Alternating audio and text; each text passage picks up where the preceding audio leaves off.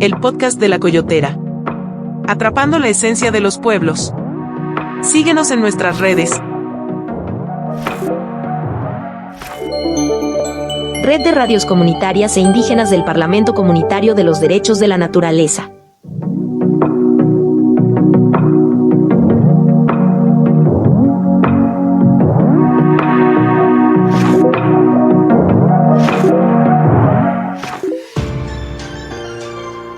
En búsqueda del Huehuetlatoyi. Con el Dr. Manlio Barbosa Cano, el maestro Miguel Enríquez y el biólogo Armando Noé Iztcuauli. Lunes 5 de la tarde. Nos vemos y escuchamos por Facebook Live y seno.fm. ¡Te esperamos! No te pierdas el podcast Cultura para la Salud con el Dr. José Luis Romero, este martes a las 7 de la tarde. Llama o manda mensaje al número de cabina y WhatsApp 221-234-02-22. Nos vemos y escuchamos por Facebook Live y seno.fm. No te pierdas el podcast El Nahual con Ulises Aquiahuatl este martes a las 9 de la noche. Llama o manda mensaje de WhatsApp al número de cabina 221-234-02-22. Nos vemos y escuchamos por Facebook Live y seno.fm.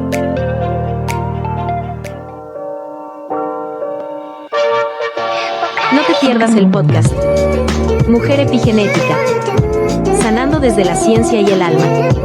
Estreno este miércoles a las 6 de la tarde con Yoli Barajas y Yolanda Fontes. Nos vemos y escuchamos por Facebook Live y seno.fm. ¡Te esperamos! No te pierdas Coyote Night Music con Guillermo Memo. Todos los miércoles, a partir de las 10 de la noche. Número de WhatsApp 221-234-02-22. Nos vemos y escuchamos por TikTok Live y seno.fm. ¡Te esperamos! Coyote Night Music. Este jueves a las 6 de la tarde no te pierdas el podcast Cuencas Hídricas con el biólogo Armando Noé Iztcuauli. Número de cabina y WhatsApp 221-234-0222. Nos vemos y escuchamos por Facebook Live y seno.fm. No te pierdas el podcast Legado para el Buen Vivir con el Dr. Lorenzo Pérez Arenas, el Dr. José Luis Romero y el psicólogo Ulises Aquiahuatl Sánchez. Invitado: Dr. Moisés Mecalco López, profesor investigador de la Universidad Autónoma de Tlaxcala. Este viernes a las 7 de la tarde. Nos vemos y escuchamos por Facebook Live y seno.fm. ¡Te esperamos!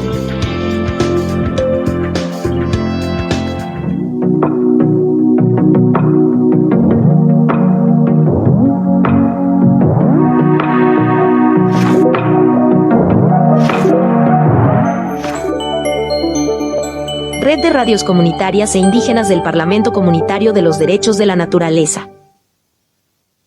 ¿Estás por egresar del bachillerato?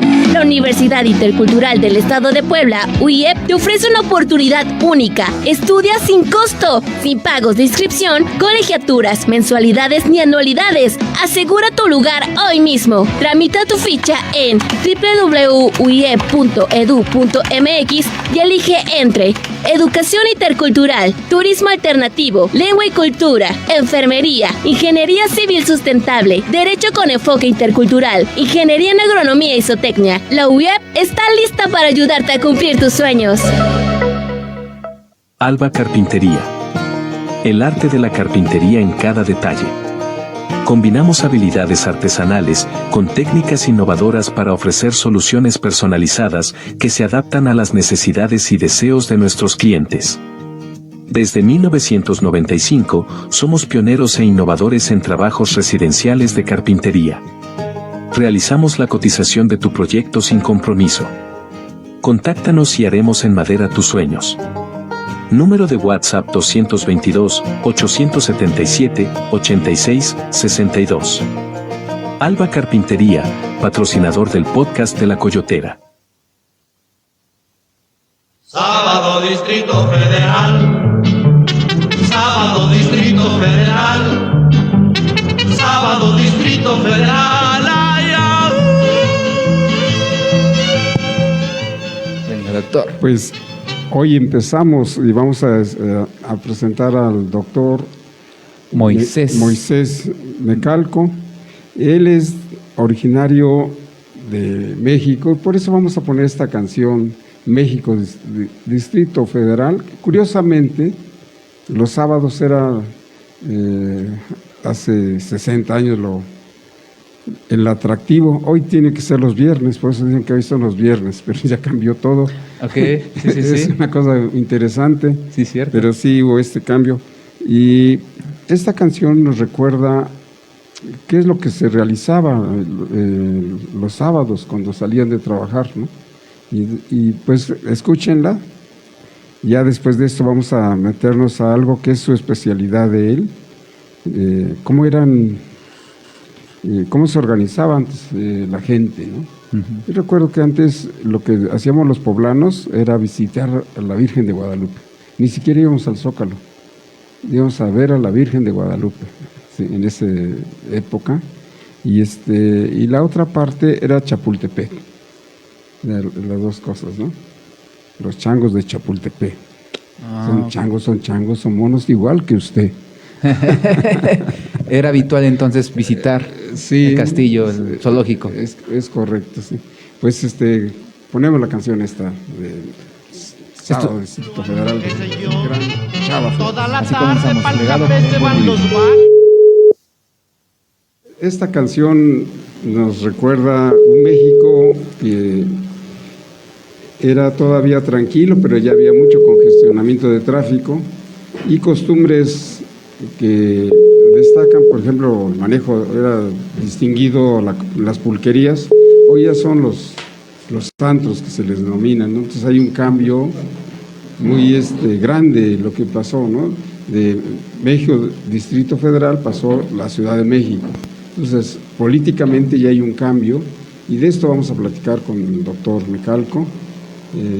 Tan pronto como aquí nuestro compañero que hace 8 días se tuvo que ir a Apan a hacer el recorrido para la pulquería, que nos cuente también cómo le fue ahí con los pulques de Apan. Traje garrafones. Pero, esperemos, ya también está acá el doctor José Luis y estamos recibiendo al estimado doctor Mecalco, que ya somos amigos de causa. Ya somos amigos de causa en esta relación de universidad-sociedad, que es algo que a veces es muy difícil que un investigador pueda trabajar con la comunidad. Pero no vamos a empezar por ahí, vamos a empezar primero con las referencias de lo que es el doctor Mecalco, ¿sí? Por favor, si nos haces favor de presentarlo. De acuerdo. Doctor Moisés Mecalco López. Es doctor en estudios organizacionales por la Universidad Autónoma Metropolitana Iztapalapa. Docente con 20 años de experiencia, investigador en la temática de la educación superior. Actualmente es coordinador de la maestría en Ciencias Sociales de la Universidad Autónoma de Tlaxcala. Del 2013 a la fecha ha sido coautor en 6 libros publicados. Ha sido director, revisor y sinodal de tesis de licenciatura, maestría y doctorado. Ponente en distintos eventos académicos nacionales e internacionales, dentro y fuera de nuestro país, México. Desde el 2012 y a la fecha forma parte de la comisión universitaria encargada del diseño e implementación del modelo universitario de la Universidad Autónoma de Tlaxcala. Fue responsable técnico en Tlaxcala del proyecto Los Universitarios frente al cambio, reforma educativa y proyecto social, una perspectiva regional, financiado por los fondos CEP-CONACYT y realizado en 4 universidades públicas mexicanas. En esta noche, en el su programa El Legado para un Buen Vivir, nos acompaña el doctor Moisés Mecalco López. Pues muchas gracias. Aquí vamos a iniciar, doctor, con vamos un poquito recordando cómo es que estamos vinculándonos con Tlaxcala, cuál es la relación. Ahora sí estamos haciendo una triangulación. Usted nació en México, nos interesa mucho cómo se fue formando sus valores allá en la Ciudad de México y luego cuál ha sido su papel y desempeño en la Universidad de Tlaxcala. Eso es algo muy importante porque de alguna manera Tlaxcala está totalmente vinculada a Puebla, desde el río Atoyac, desde su cultura, desde muchas razones hay un vínculo directo, aunque siempre hay esa, diría yo, polémica entre Puebla y Tlaxcala, pero estamos muy vinculados, ¿sí? Y ahora más a partir del Parlamento con estos proyectos que estamos haciendo de manera conjunta. Entonces, doctor, le voy a darle la palabra aquí al doctor José Luis también para que le mencione algunas palabras en torno a lo que se está, estamos vinculando a partir también de los trabajos de lo que es salud. El río Atoyac es uno de los elementos más contaminantes, es aquel que genera cuestiones de cáncer, es la preocupación actual de la Presidenta de la República y recién se realizó la reunión entre los gobernadores, la gobernadora y el gobernador, para atender un problema que parece ser que el método se repite nuevamente, ¿no? O sea, solo atienden de manera focal la zona de lo que es San Martín Texmelucan y la vinculación con Tlaxcala, pero no atienden desde el origen mismo. Entonces, es posible que tengamos algunos problemas posteriores, como hace 6 años, se repite la historia. Las enfermedades es otro punto que nos está vinculando con Tlaxcala.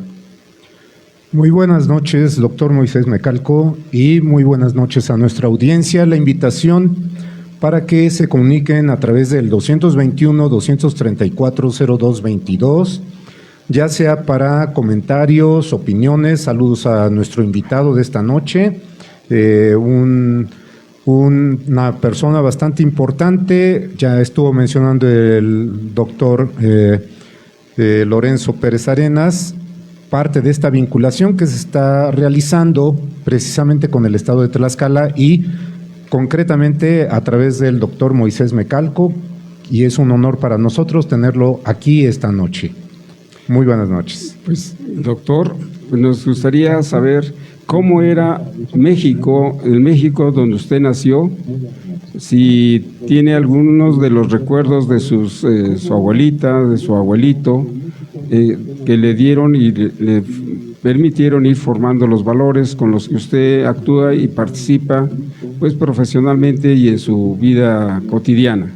Entonces, quisiéramos saber primero el contexto en donde usted se formó, a partir de sus padres, sus abuelitos, y bueno, cómo eran sus juegos, cuál era su vínculo en la escuela, o sea, su etapa de formación de valores y de su niñez, si nos podría hacer ese favor de explicarnos. No sé si nos está escuchando. Claro que sí.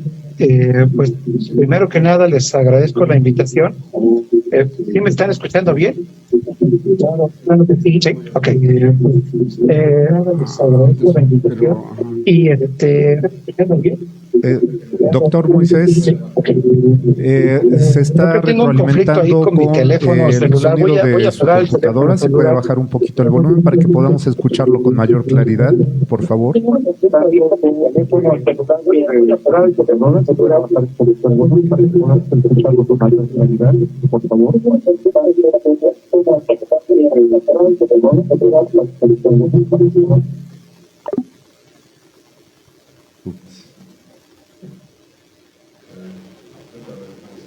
Se cortó la comunicación, había un ruido ahí raro. Es normal a veces que pasen estas cosas. Sí. Pues vamos a estar en espera de esta plática, de conversar con una persona. ¿Sí? Bueno, así nuevamente está aquí el doctor. ¿Sí? Lo voy a hacer por el teléfono porque el sonido de la parece que sí había un conflicto entre la computadora y el teléfono. Sí. ¿Ya me escuchan bien? Ya, ahora sí. ¿Sí? Sí. Bueno, primero que nada les quiero agradecer la invitación, porque el contexto que les voy a dar, pues habla mucho, ni más ni menos, de lo que mi vida ha sido y todo lo que uno va aprendiendo, de las influencias que uno va recibiendo, de los gustos y las vicisitudes por las que uno va pasando, ¿no? Sí. Siempre hay muchas cosas, son muy interesantes ahí. Bueno, ahora tengo 63 años y yo me acuerdo que me admiraba mucho de cómo las personas ya entrados en años tenían la capacidad de recordar cosas, ¿no? Y pues ahora que ya llegué a los 63, pues ahora me pasa eso, ni más ni menos que recuerdo cosas, por supuesto, y trabajar, más bien estar con ustedes hoy aquí, pues eso me hace recordar también muchas cosas, ¿no? Y bueno, yo nací en la Ciudad de México en 1962, en una colonia que se llama La Joya. Después de ahí nos mudamos a Iztapalapa. No sé en qué año, yo estaba muy chiquillo y no lo he preguntado, pero nos vamos a Iztapalapa. En aquellos años ya estaba la calzada Ermita Iztapalapa con 2 carriles nada más, y iba desde el centro. Me acuerdo que alguna vez tomábamos el camión de los chatos, esos amarillos. En el mercado de Mixcalco salía uno que iba hasta Tullehualco, ¿no? Y pasaba por el Panteón Civil, muy cerquita de la colonia, bueno, más bien por la colonia donde yo vivía, que se llama Paraje San Juan. Llegamos a la colonia y no había drenaje, no había pavimento, las instalaciones de luz pues no existían, y pues uno vivía en un ambiente semirural en Iztapalapa. Tuve la oportunidad de recorrer por las actividades religiosas de mis papás la delegación de Tláhuac, y pues si Iztapalapa era todavía una zona semirural, Tláhuac era rural completamente, ¿no? Tenía algunas cosas, por supuesto, que ya formaban parte de la ciudad, pero era una zona completamente rural. Los pueblos eran, por supuesto, pueblos todavía como muy tradicionales. Las construcciones, por supuesto, eran muy tradicionales, de piedra, de adobe, etcétera. Tenían sus jardines, sus plazas. Eso también estaba en el pueblo de Santa Cruz, que era más o menos contiguo a la colonia y los barrios que después se desarrollaron en Iztapalapa. Era una zona en donde se sembraba maíz, calabaza, bueno, principalmente eso y otras legumbres y otras verduras, pero principalmente maíz. Al lado de la casa donde yo vivía, todavía sembraban maíz, lo sembraron durante un tiempo, después dejaron de hacerlo. El dueño de esos terrenos era ni más ni menos que del pueblo de Santa Cruz, y pues yo me crié en ese ambiente. Jugaba con los vecinos que tenía alrededor. Nuestros juegos tenían que ver con los charcos, se formaban después de la lluvia, con los animalitos, los sapos, los ajolotes que se formaban en los charcos. Jugábamos fútbol en los barrios, en los terrenos baldíos. Jugábamos béisbol también en los terrenos baldíos que había. Y bueno, pues en aquellos años uno vivía con su familia. Eso es muy importante, porque las primeras referencias que uno tiene de su vida, pues las da la familia, ¿no? Y nosotros crecimos con una familia numerosa. Pues era una familia estándar, digamos, era una familia obrera. Mi papá fue albañil, mi mamá durante un tiempo se dedicaba a la casa, pero también después construyeron un mercado cerca de donde vivíamos, en la colonia Los Ángeles, y ahí tenían puestos de abarrotes y de cremería. Entonces mi mamá se hizo comerciante por ese mercado. Los juegos, ustedes sabrán, tenían mucho que ver con subirse a los árboles, andar correteando con los perros, ¿no? En el campo, jugar con los primos, que yo tenía a mis primos de parte de mi papá, su hermano José Cruz vivía a 2 casas donde vivíamos nosotros. Mi papá se llamaba Raimundo y mi mamá se llamaba Catalina. Mi papá se llamaba Raimundo y se apellidaba Flores. Él era el maestro Flores. Nos puso el apellido de mi bisabuela. Y ese apellido lo tenemos porque mi abuelo paterno no quería a su papá, porque su papá no le parecía un buen papá. Entonces rechazó el apellido de su papá y se puso el apellido de su tío materno, que es Mecalco.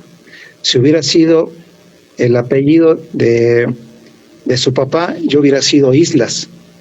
Entonces yo llevo el apellido, o sea, el apellido es matrilineal, ¿no? O sea, soy originalmente Mecalco con toda originalidad. Entonces, todo ese conjunto de cosas, yo les diría que no había mucha diferencia entre la colonia Paraje San Juan, el pueblo de Tulihualco, los pueblos de la delegación Tláhuac, los pueblos que iban hacia Texcoco. El origen del apellido de mi familia, en Mecalco, es de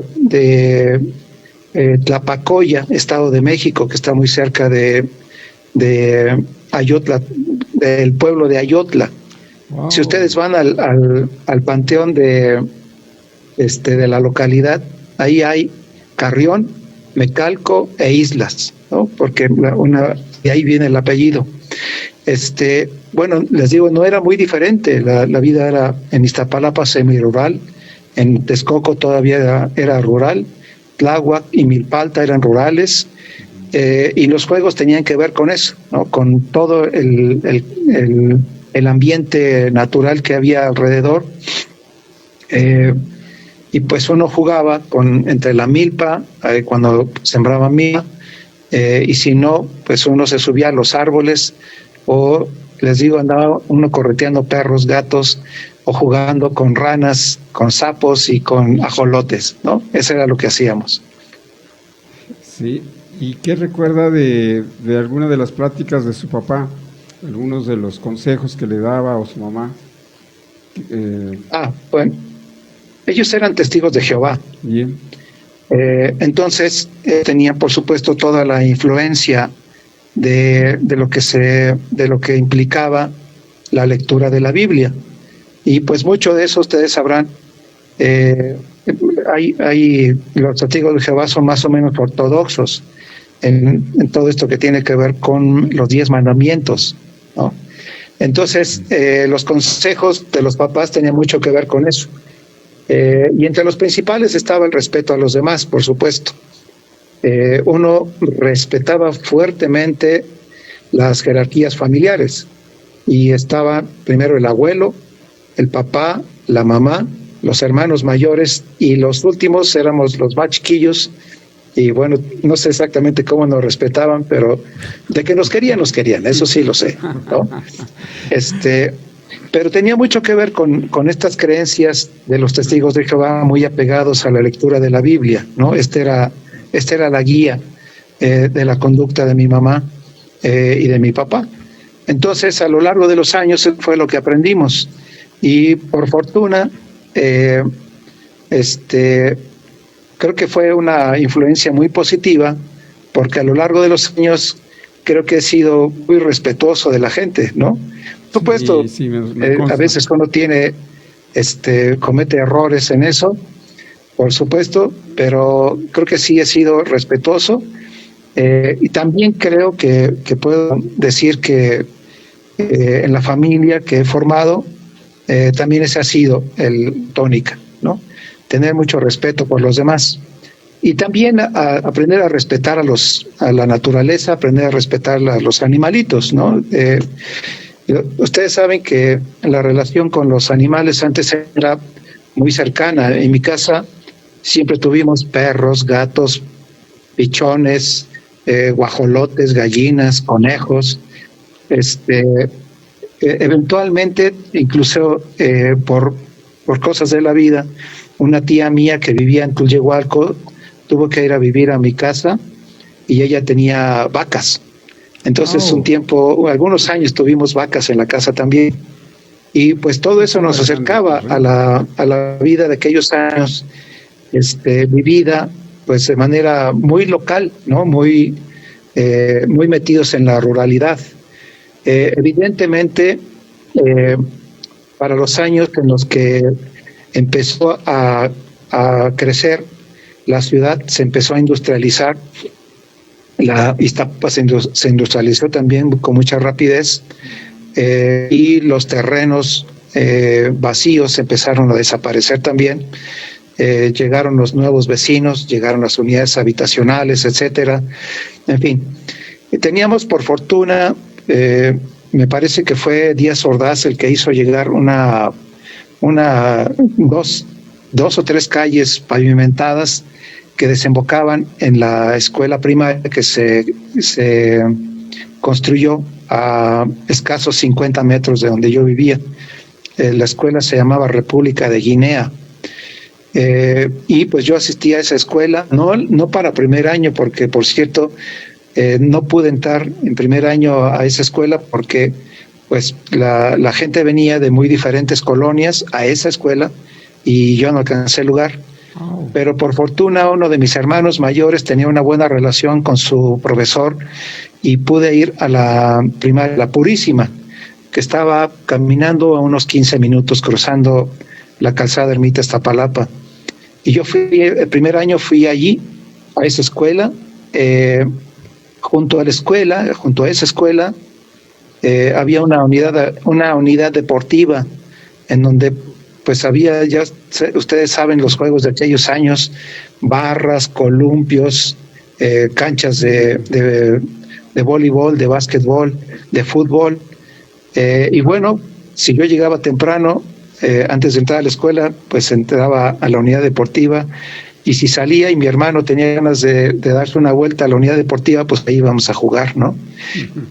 Esas fueron las referencias de mi primer año de escuela, y después el segundo año ya pude ir a la escuela República de Guinea de San Juan, también porque una de mis hermanas, por cierto, ella terminó la escuela nocturna en la República de Guinea, y le tocó un profesor que después fue mi profesor, el profesor Pedro Rueda, que era una persona excepcional en términos de lo que yo conozco como profesores de la primaria, ¿no?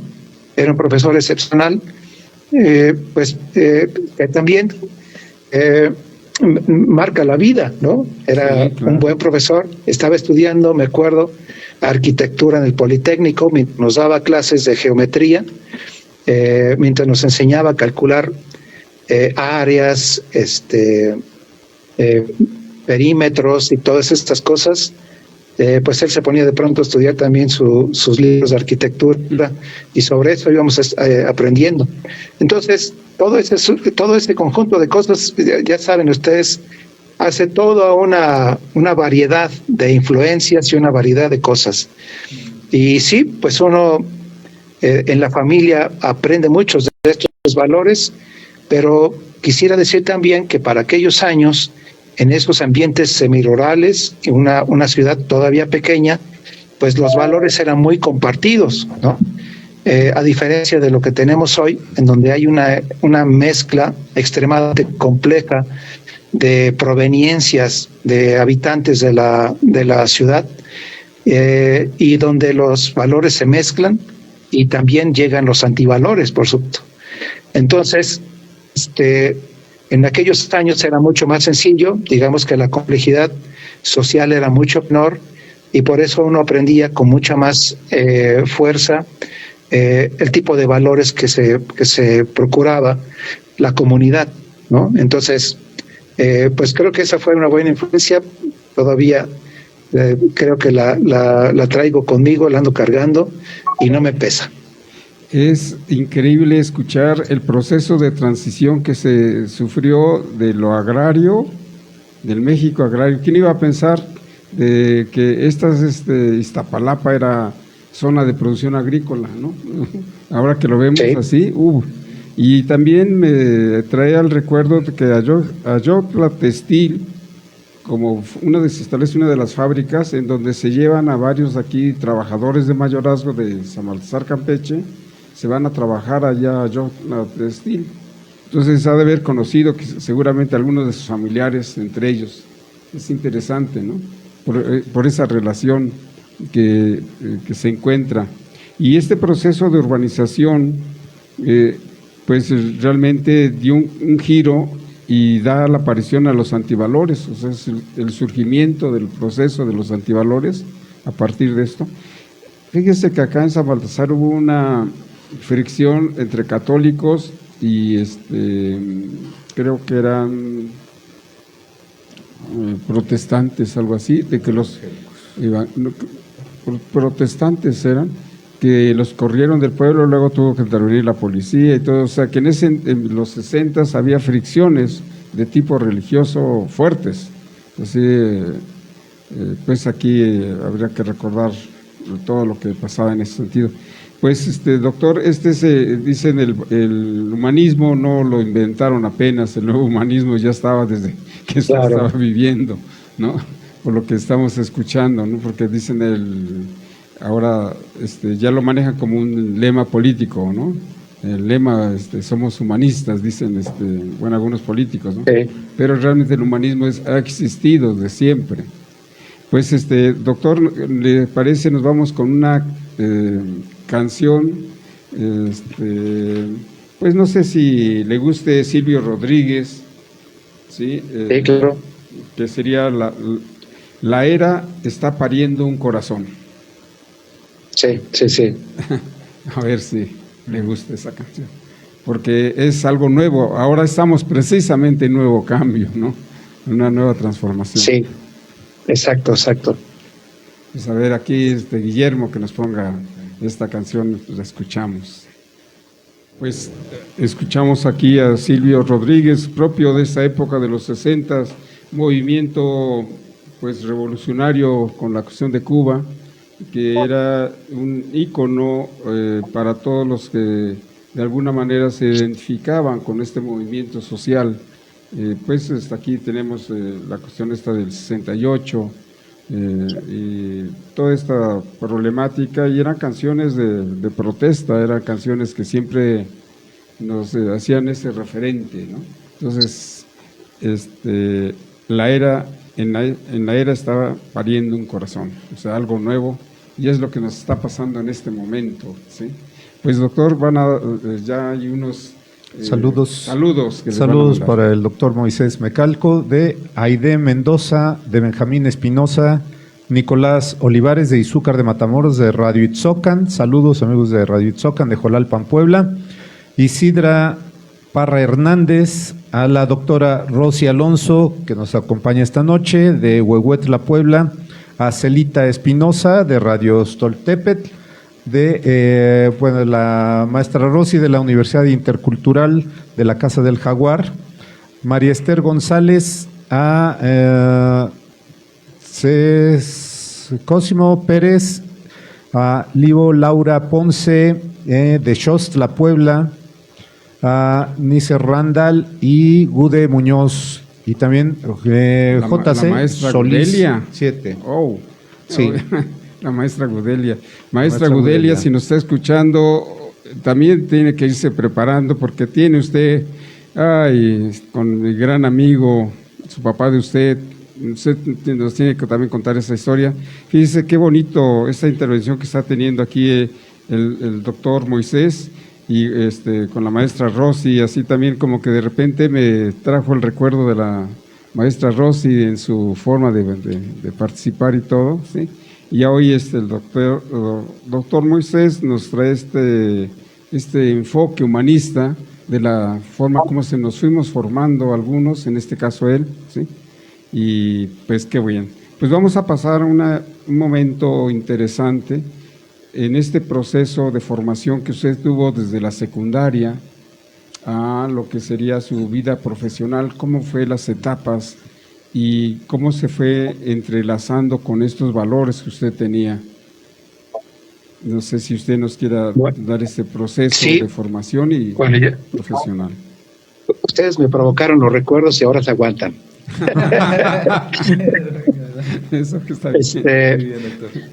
La cosa fue que uno escoge, digamos que sus caminos por varias vías, ¿no?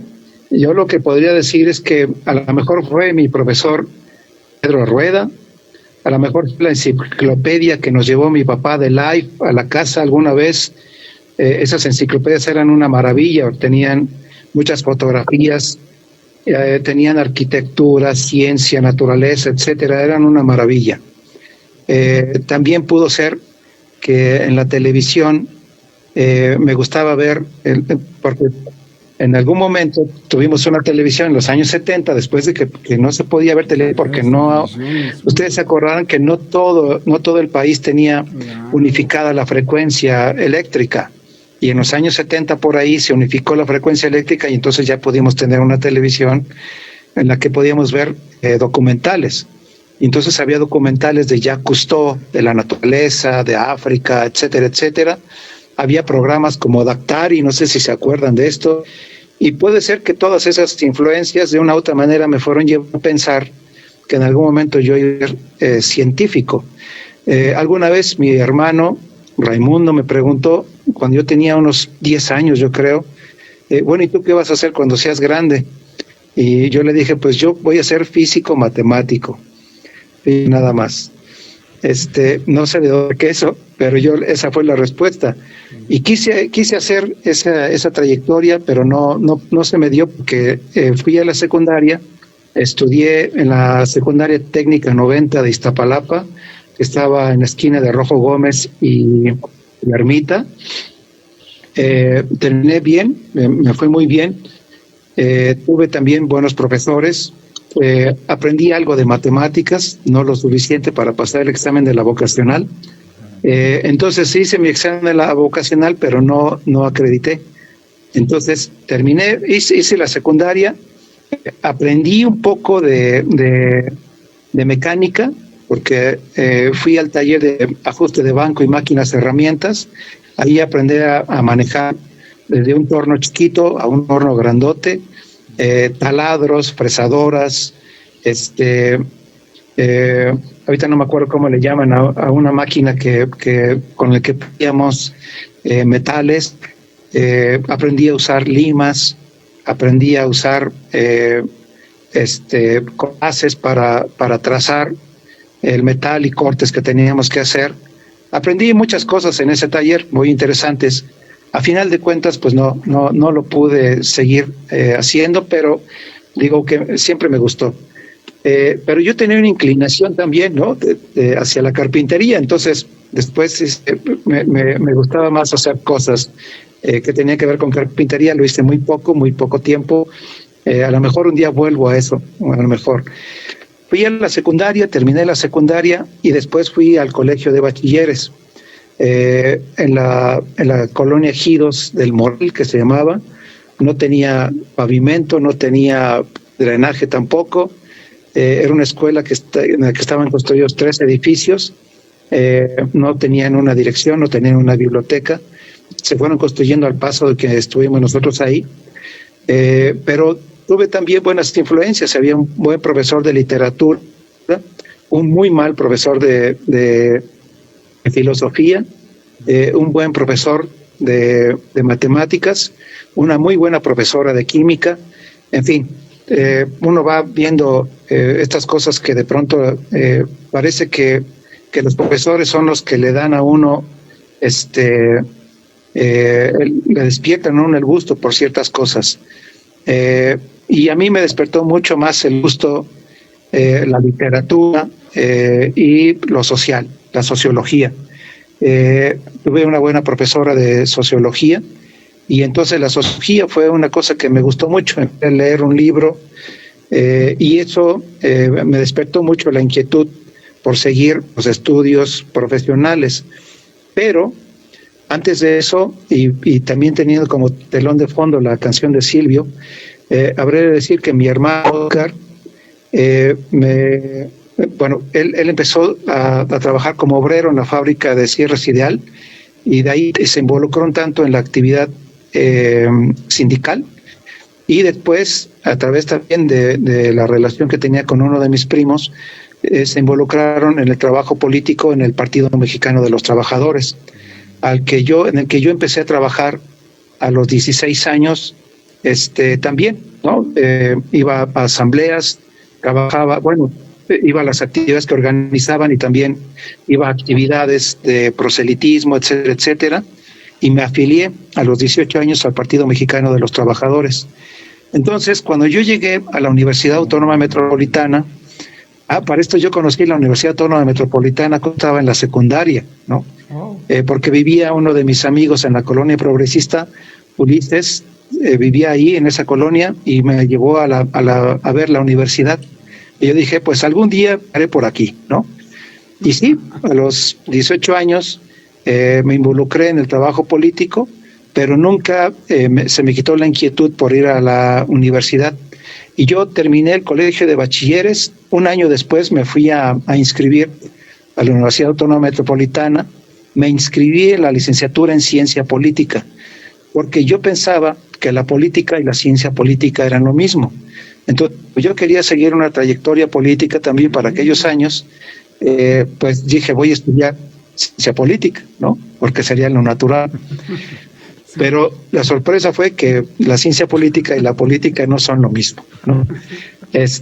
Tuve como profesores a Leonardo Valdés, ustedes lo conocerán.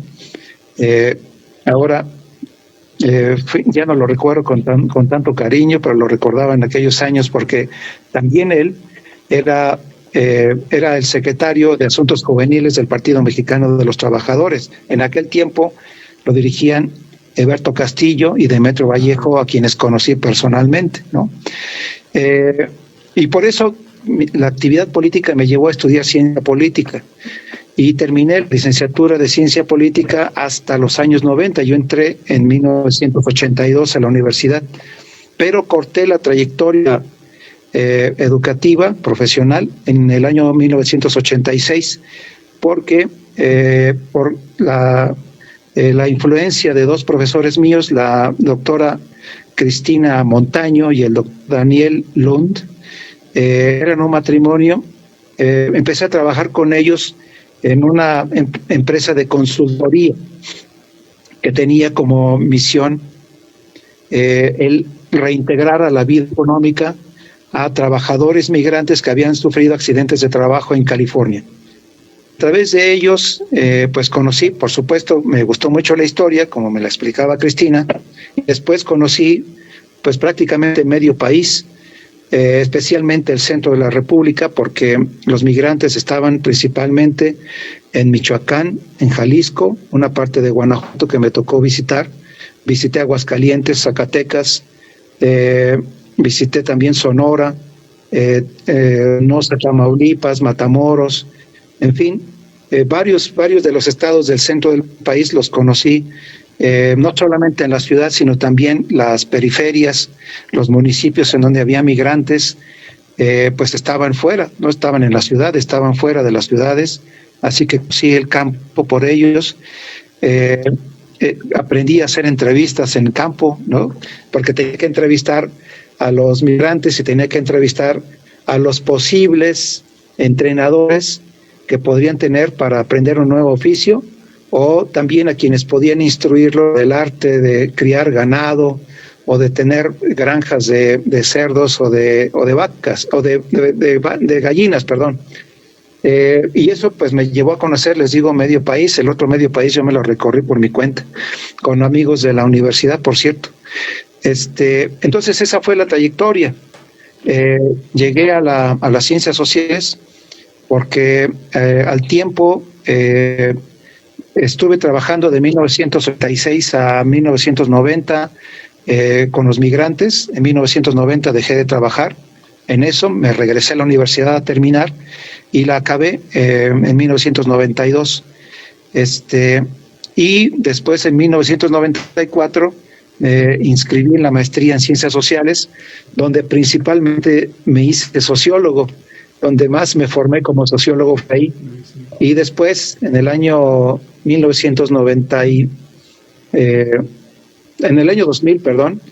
entré a estudiar el doctorado en estudios organizacionales, donde me gradué. Ahí sí terminé un poco más rápido.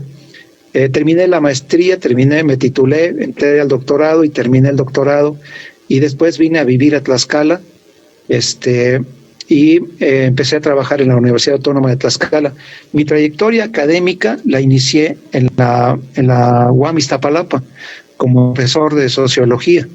Estuve trabajando 5 años ahí, y después de 5 años, pues ya como eran plazas temporales, y como además decidí venirme a vivir a Tlaxcala, pues tuve que dejar atrás estas actividades allá en la UAM y me vine a Tlaxcala a una plaza de tiempo completo en la que estoy todavía desde el año 2001.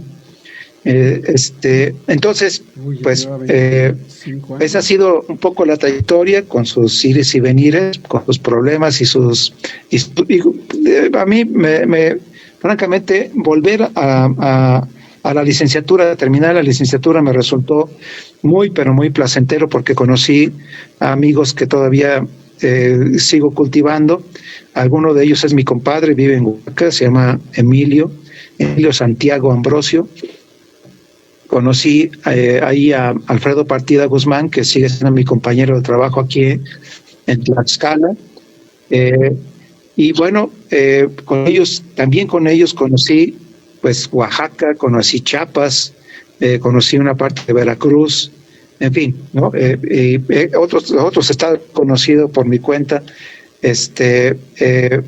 y se combinó el trabajo escolar con el trabajo de conocer lugares, de conocer gente, de conocer personas, como las que estoy conociendo ahora, ¿no? También yo siempre les digo a mis estudiantes que a muchas personas que conozco ahora las conocí gracias a la universidad, y que mucho de lo que soy yo se lo debo, por supuesto, a la universidad, a mis mentores académicos, que fueron la doctora Cristina Montaño y el doctor Daniel Lund, y se lo debo, y creo que poder cultivar todo esto que tiene que ver con los valores, la ética en la universidad, se la aprendí al trabajo que hice con los migrantes, al trabajo que realicé en las distintas rancherías, en los pueblos, en los pueblitos más apartados.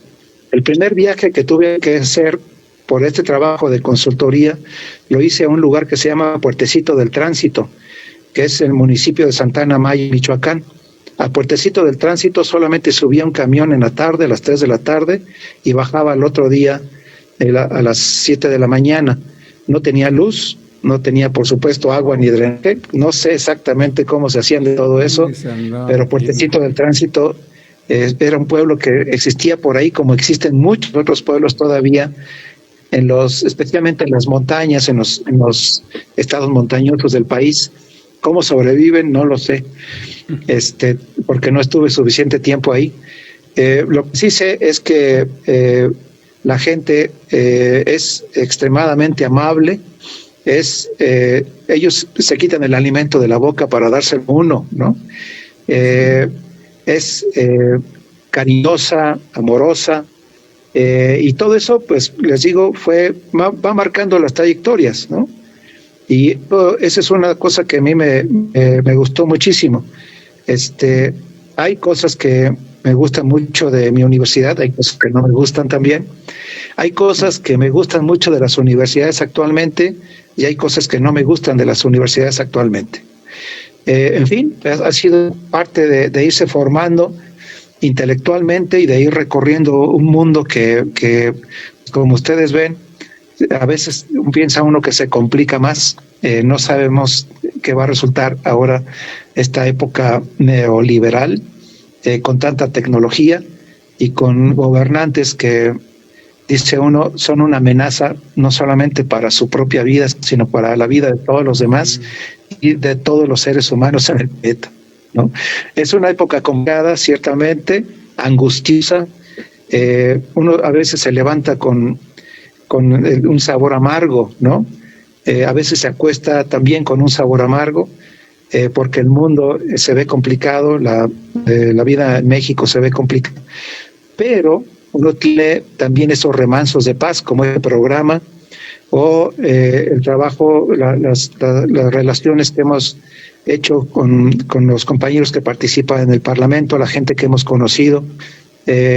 Admirable el trabajo también que ha desarrollado el Parlamento y en especial el doctor Lorenzo Pérez. Y bueno, fue una fortuna habernos encontrado y bueno, pues la trayectoria profesional me llevó a esta trayectoria social con la que estamos hoy dándonos un gusto. Doctor, con lo que dice me recuerda a las palabras de la doctora Rossi. Dice, cuando se pongan pesados hay que patear puertas, dice. Así mencionaba, ¿no? Es interesante este proceso que se siguió de campesino a obrero y cómo en México se abre un abanico en donde se da la opción a hacer la academia, comerciante o dedicarse a la política pública. Es algo, sí. Se abre el abanico, ¿no? Perdón, no, sí. Y la otra parte que es llama la atención, cómo se fue transitando la izquierda en México, ¿sí? El PMT con Eberto Castillo y Demetrio Vallejo, pues fueron de alguna manera íconos de la izquierda bajo otra visión que tenían. Y usted pues tuvo la oportunidad de conocerlos, ¿no? En razón de ese debate que se tenía en ese entonces, era una oposición real, así muy fuerte. Hoy ya pues es otra cosa, ¿no? Y de esta parte que también llama la atención, ¿sí? Es de alguna manera ese conocimiento y esas experiencias con los migrantes. Es tema de actualidad a nivel mundial los migrantes. Es un tema complejo, ¿sí? Y realmente México tiene que jugar un papel clave porque es el punto de tránsito de todo lo que es Sudamérica y Centroamérica, de los migrantes. Y usted tuvo los momentos en que se empezaba este proceso. No sé si le voy a ceder la palabra aquí al doctor José Luis, pero sí nos gustaría que nos pudiera platicar de cómo se daban esos debates en esa izquierda, ¿sí? Que todavía no estaba lo que hoy es los actuales partidos, ¿no?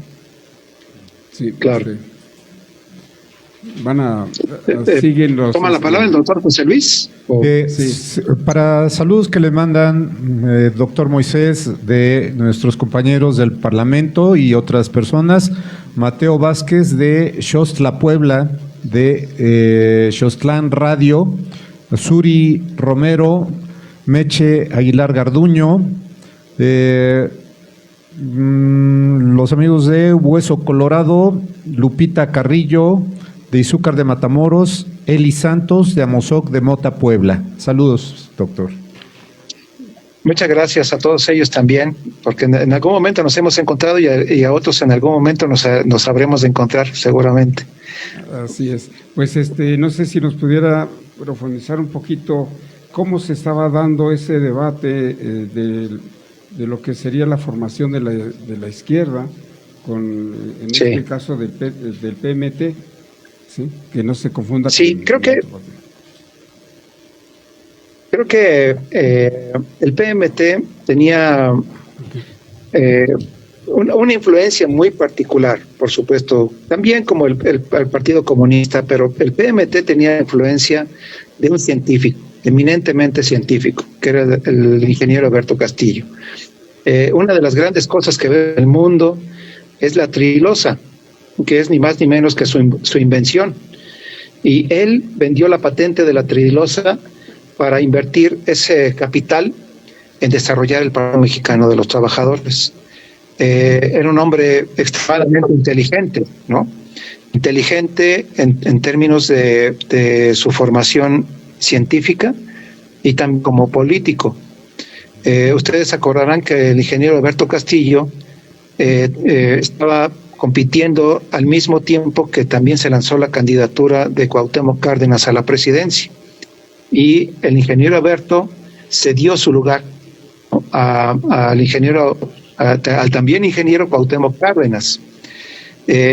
Supongo que por la cercanía de Alberto Castillo con Lázaro Cárdenas, el padre de Cuauhtémoc. Si hay un libro que se llama Si te agarran te van a matar, en el que hay una referencia precisamente a una plática que había tenido con Lázaro Cárdenas, el ingeniero, porque lo estaban persiguiendo, ¿no? Bueno, y fue a dar al bote, como varios otros. Bueno, los debates en aquellos años estaban muy marcados, porque las tendencias también eran muy marcadas. Estaban el PRI y sus satélites, y la izquierda estaba el PCM, el Partido Comunista Mexicano, y el PMT, que yo reconocería como la principal oposición. Estaba también el PRT, pero bueno, la tendencia trotskista, que era otra corriente de la izquierda. Básicamente no había, desde mi punto de vista y de lo que yo podía observar, no podría ir a lo profundo ni conocer a detalle este asunto, pero no había grandes peleas, ¿no? Había compañeros que yo tuve en el primer semestre de la licenciatura en Ciencia Política, eran del PRD, y había otros compañeros de la corriente de Renos del PCM. Y no había básicamente debates fuertes, o sea, excluyentes, ¿no? No había favoritismos, no había exclusiones. Más bien decíamos, bueno, pues cada quien por su cuenta quiere cambiar este país, y además creo yo que era una izquierda muy imaginativa. Yo digo que la izquierda del Partido Mexicano de los Trabajadores era la más imaginativa en ese momento, pero ese es mi punto de vista, ¿no?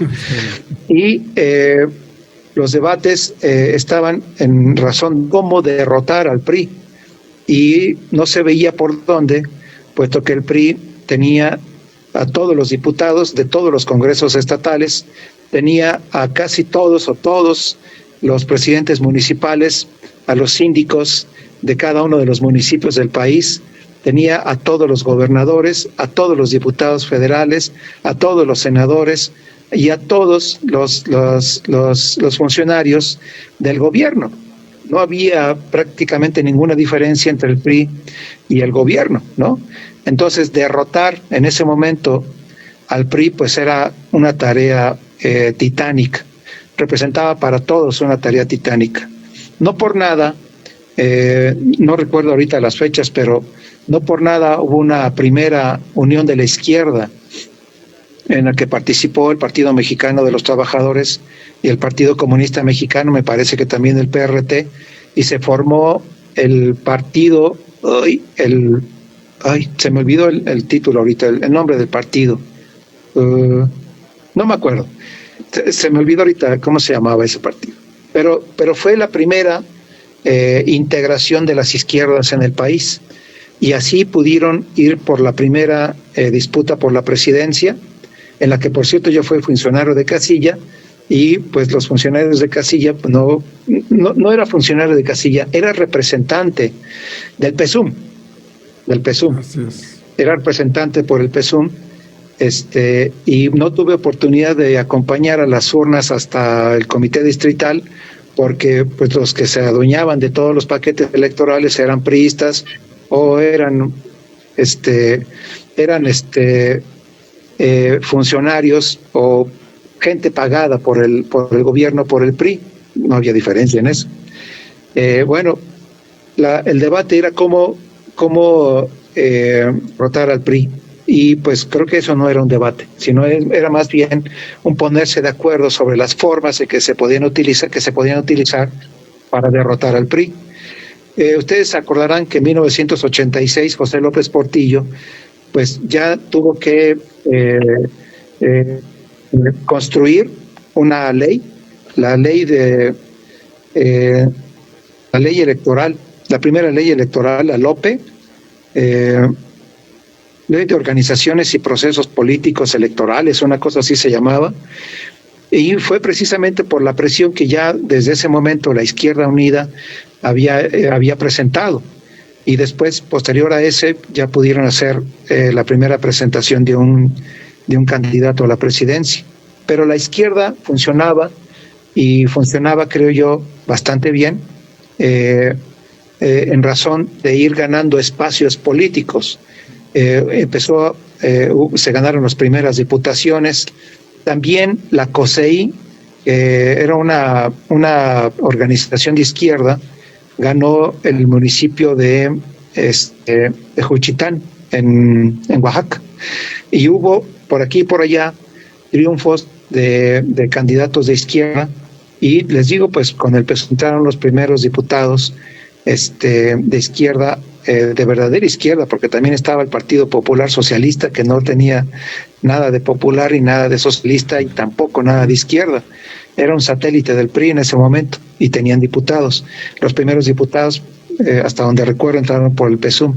Y de ahí se inicia esta trayectoria de reformista, por supuesto, la vía reformista de la izquierda, una vía que también excluía la lucha armada, que poco a poco fue ganando los espacios hasta la creación del Partido de la Revolución Democrática, ¿no? En fin, todo esto implica toda una trayectoria, cambios, por supuesto, en la sociedad, una sociedad cada vez más industrial, una sociedad cada vez más influida por los procesos industriales, cada vez más excluyente de todo lo que representara el campo, también muy excluyente de todo lo que representara las culturas, que representaran las culturas indígenas, porque pues lo principal era construir un país moderno, ¿no? Ustedes saben que la modernidad siempre ha sido un caballito de batalla de todos aquellos que tienen poder y que quieren que los países cambien en favor de un solo proyecto, que ha sido el proyecto capitalista, con el que hoy estamos pues perdiendo tantas cosas. Entre ellas estamos perdiendo la humanidad de los humanos, ¿no? Y eso era una cuestión que pues, todavía nos anticipaba en esos momentos, pero que eventualmente ocurrió porque el capitalismo se ha convertido en una maquinaria avasallante que ha cambiado a las sociedades y que desgraciadamente les ha impuesto el éxito económico como el único valor y como el único punto de llegada, ya iba a decir humano, pero no es humano, sino el único punto de llegada para quien se crea el cuento de que puede llegar a ser un Elon Musk o un Jeff Bezos o un Carlos Slim, ¿no? Pero, en fin, las sociedades han cambiado porque todas estas influencias han sido tan avasallantes que difícilmente podemos parar. Pero, evidentemente, hay recursos como los que tenemos en el Parlamento, de los derechos de la naturaleza, y todas sus iniciativas y las iniciativas de los compañeros en los diversos pueblos y comunidades que están colaborando en el Parlamento. En fin, la lucha política hoy es mucho más fuerte. Creo yo que debe darse una lucha política inteligente y no la va a dar PRI, no la va a dar el PAN. Tendría que ser incluso, creo yo, una lucha política de la gente a través de asociaciones de carácter político, a través de asociaciones de distinto carácter, pero tiene que ser una lucha política ciudadana. Los partidos políticos, por desgracia, no son, desde mi punto de vista, una mejor alternativa para propiciar el debate político de altura, el diálogo y además, por encima del debate, el diálogo político. Y creo que las iniciativas ciudadanas serían las que tendrían que tener la fuerza suficiente para involucrar a todos los que hoy nos involucran, ¿no? No digamos la lucha, sino en la actividad política y haciendo valer los derechos que corresponden, ¿no? El debate entonces hoy creo que se va a dar en la corriente principal, en la corriente política principal, y los ciudadanos que desde fuera de los partidos políticos presionen hacia cambios mucho más profundos que los que se han propiciado ahorita con la 4T. El debate tiene que ser mucho más inteligente y también mucho más guiado por los valores humanos, que hoy están más o menos ausentes porque las prioridades han propiciado que se vea primordialmente cómo se desarrolla un país que ha estado subdesarrollado durante tantos y tantos años, tantas décadas, y que hoy tiene que tener desarrollo. El problema es que ese desarrollo también tiene sus problemas, y muchos de esos problemas tienen que ver con los daños al ambiente y sobre todo los daños a las comunidades y a las personas, ¿no? Entonces, creo yo que el debate va a seguir por un buen rato, y yo no veo cómo la oposición pueda dar un debate inteligente, ¿no? Sí. No lo veo, porque los intereses juegan muy fuertemente en sus iniciativas, y por eso hasta este momento no podido en absoluto aportar ideas convincentes, ¿no? Sí. Respecto al futuro del país y respecto al futuro de quienes habitamos en el país. Pues yo creo que esto aclara mucho de lo cual ha sido el proceso político. Vamos a entrar a otra pausa y entramos. ¿Qué les parece? ¿Cuál es la participación actual de las organizaciones en diría, la forma de participación entre lo que sería con los gobiernos, entre gobernanza, gobernabilidad, entre lo que sería el aspecto de la política universitaria, qué tan vinculada o desvinculada está de la sociedad, ¿sí? Y cuál es el papel que tienen los empresarios? Entonces parece que tenemos 4 actores sociales que están incidiendo en este gran debate. Entonces, ¿qué le parece si vamos a escuchar a Joaquín Sabina? Vamos a escuchar a Joaquín Sabina con Y sin embargo, seguimos en este debate y en estas pláticas con el doctor Mecalco, ¿sí? Entonces aquí... Sí. Buenas noches, continuamos aquí en Un legado para el buen vivir.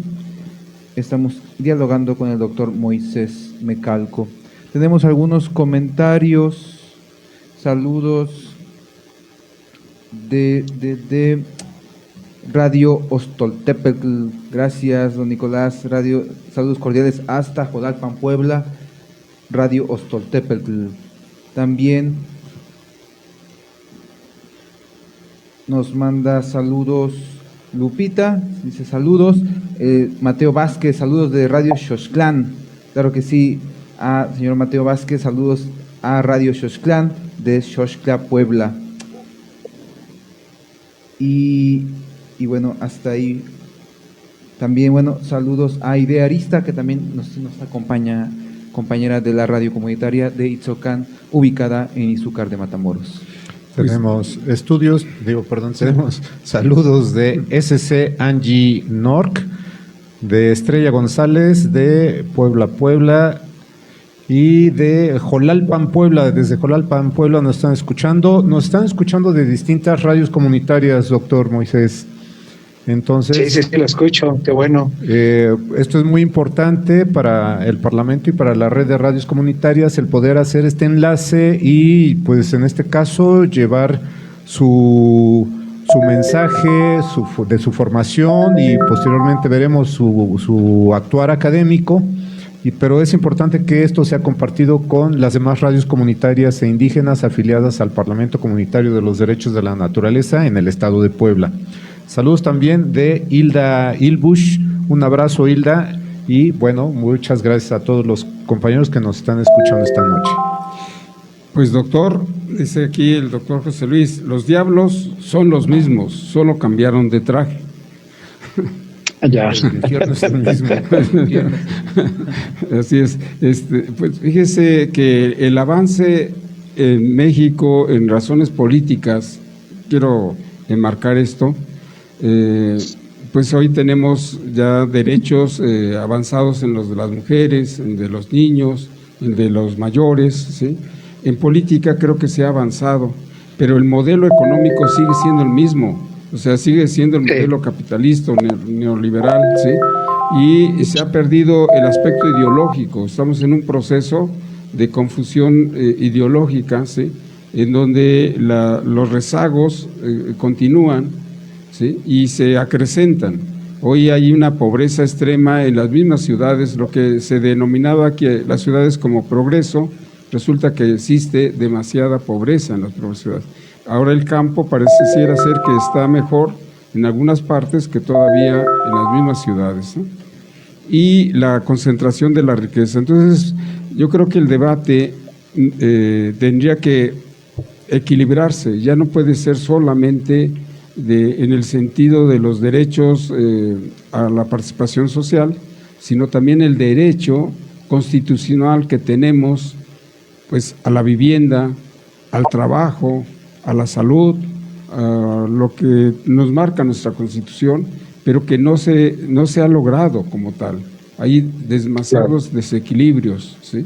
Y entonces, cuando usted plantea que este debate debe ser profundo, debe ser inteligente, que se debe reivindicar los valores humanos, en términos que ahora se nos incorpora, como son los derechos de nuestra madre tierra, de la naturaleza, que de repente están siendo olvidados o no son tratados como se debiera, y los rezagan, y cuando lo abordan bajo el enfoque de la economía de mercado para hacer, por ejemplo, plantas de tratamiento que realmente no solucionan el problema, pero sí les permite sacar recursos y se vuelve negocio. Ya son varios años que se reúnen los gobernadores de Puebla y Tlaxcala, y cada 6 años dicen que van a mejorar el río, y resulta que continúan con las mismas condiciones. Y el bosque, cada vez se siembran miles de árboles y vemos que cada día hay menos árboles, ¿sí? O sea, se va talando y talando los bosques. ¿Por qué? Porque no hay la atención a estos derechos de nuestra madre tierra. Entonces, y la otra parte, ¿no? La cuestión así de dar permisos a la cuestión de los mineros, pues es otro de los grandes debates, ¿sí? Y las cuestiones de los consumidores, ¿no? Dicen, hoy trabaja el hijo, la mamá y el papá y no alcanza el recurso, no hay dinero para que alcance, entonces ya no se pueden sentar en la mesa juntos porque tienen que comer en horas distintas, y la transmisión de los valores ya no se está dando, más bien se está generando la cuestión de los antivalores, lo que usted mencionaba, aquello que empezó en los años 60 con la cuestión de los procesos de urbanización, hoy ya es un hecho, ¿no? Entonces está como cada día más complicado las cosas.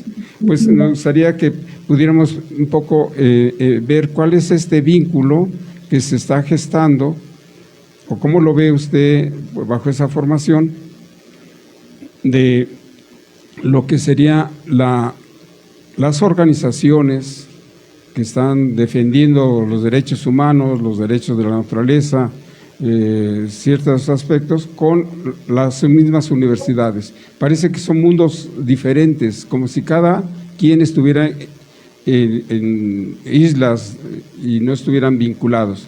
Por un lado está la universidad, por otro lado están las organizaciones de la misma sociedad, y por otro lado el gobierno en esa carrera política de puestos y más puestos, ¿no?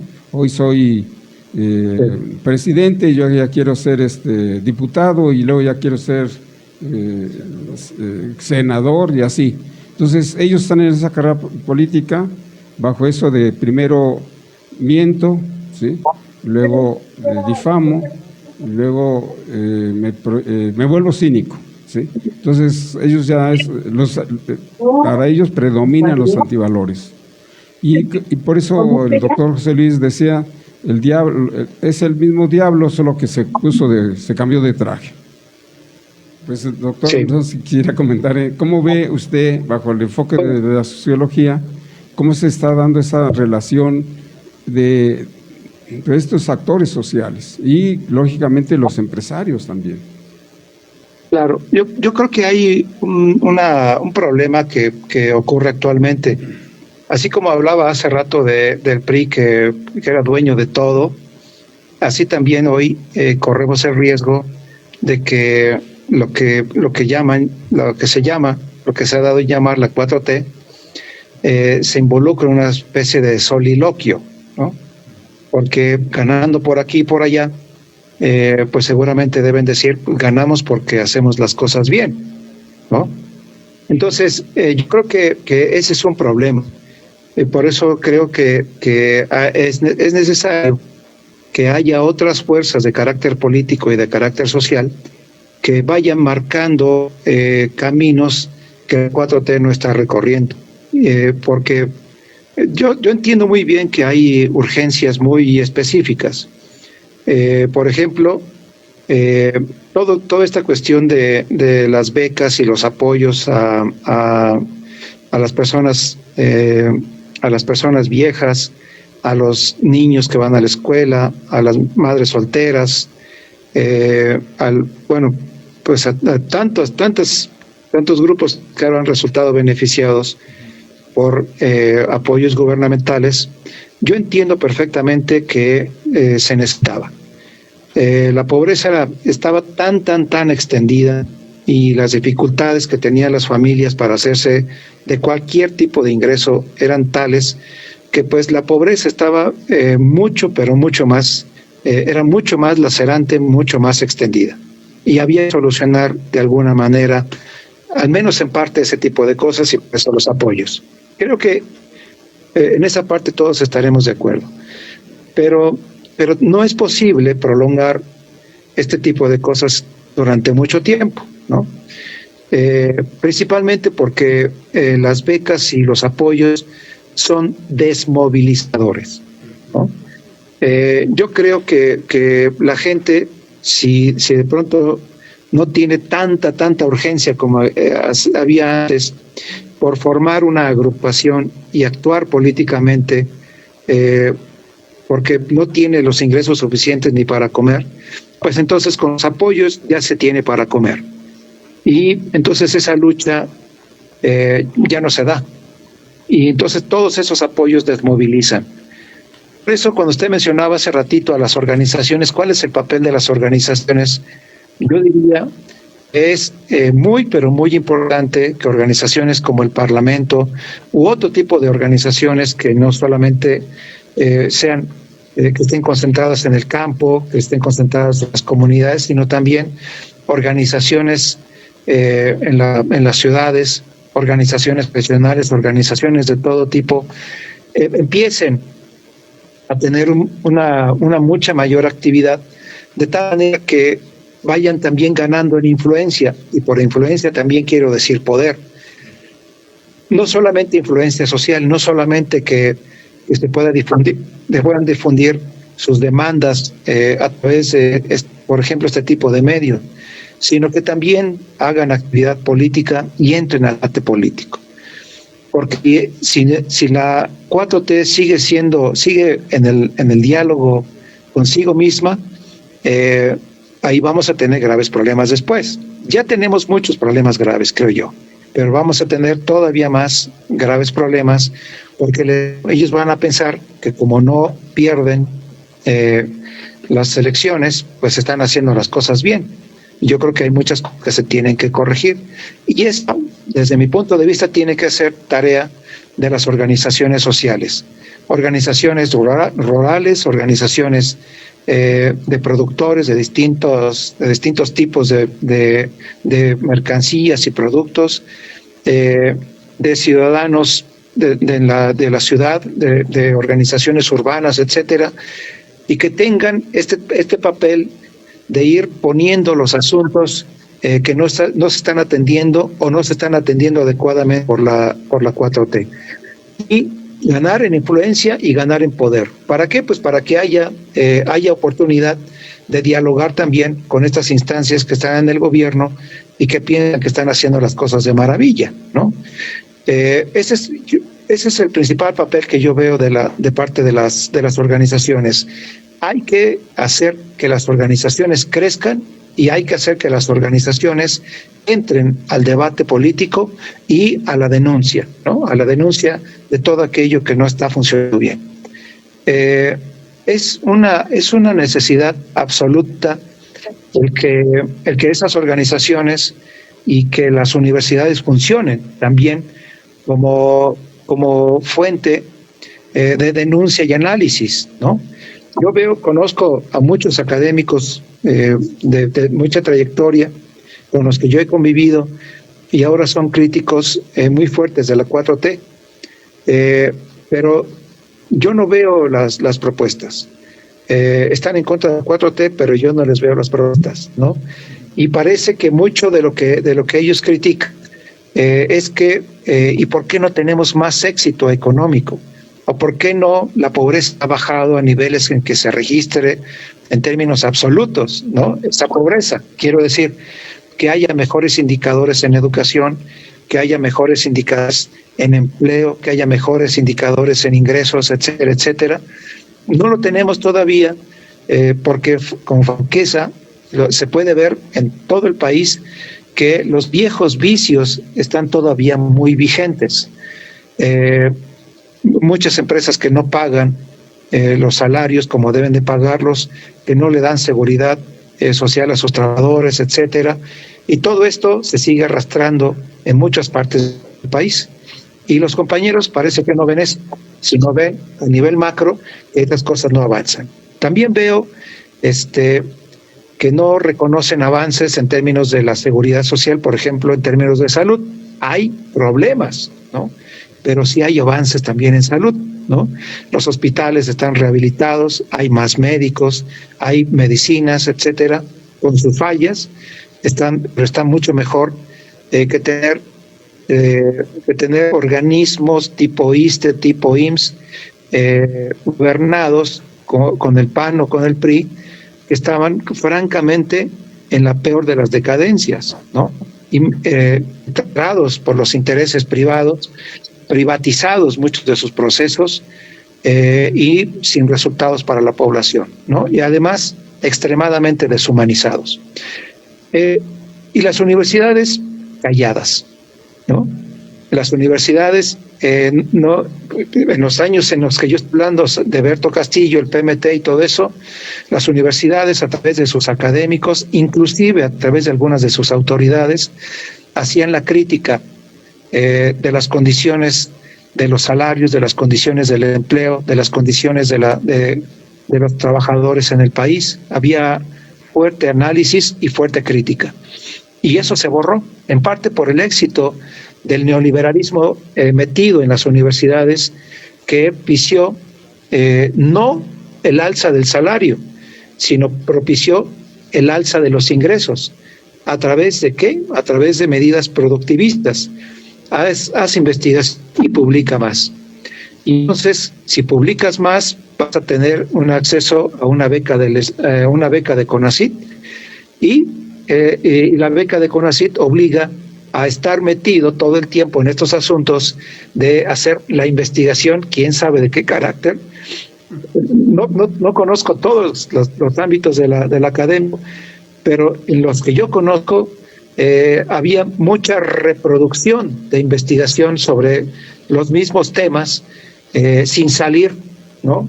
Sin salir a ver las realidades que se estaban dando fuera, en las fábricas, el crecimiento de los servicios, las condiciones de la gente viviendo, pues épocas muy difíciles en términos de ingresos y de empleo, ¿no? Y había poca investigación que fuera la raíz de los problemas. Por ejemplo, ¿por qué ¿por qué? Y todavía me parece que puede haber algo de esto. No soy conocedor de la cuestión rural, ni tampoco del campesinado, ni todas estas cuestiones de la política agraria, pero ¿por qué no hay todavía una política agraria que haga que seamos autosuficientes en maíz, por ejemplo, ¿no? Eso jamás se lo propusieron y nunca jamás se lo van a proponer gobiernos tipo PRI o PAN, ni Movimiento Ciudadano, ¿no? Pero la 4T, ¿por qué no ha tenido éxito en esto? Y yo digo que hay muchos elementos de análisis dentro de las universidades que podrían dar respuestas respecto a cómo hacer mucho más productivas las parcelas y que tengamos, por ejemplo, autosuficiencia en maíz. Y esto está muy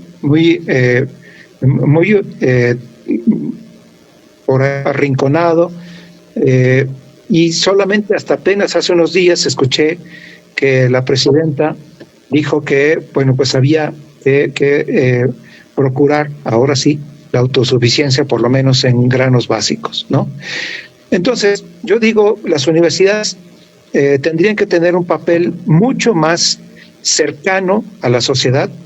El éxito del neoliberalismo fue separar a la academia de la sociedad, que los profesores no hicieran más investigación, no hicieran más propuestas, no fueran más críticos por estar ocupadísimos, ¿no? Haciendo quién sabe qué tipo de investigación y construyendo quién sabe qué tipo de publicaciones. Entonces, porque eso garantizaba los ingresos y ha propiciado también que haya castas en las universidades y ha propiciado que haya privilegiados y profesores. Francamente, están en la más horrorosa indefensión, ¿no? Profesores que trabajan por hora clase, no tienen seguridad social, no se les pagan vacaciones, no tienen sus ingresos seguros y a tiempo, en fin, una serie de cosas que ocurren, y eso en una gran cantidad de las universidades del país. Entonces, se separó a la universidad de la sociedad y hoy hay pasos tímidos todavía en razón de vincularse, ¿no?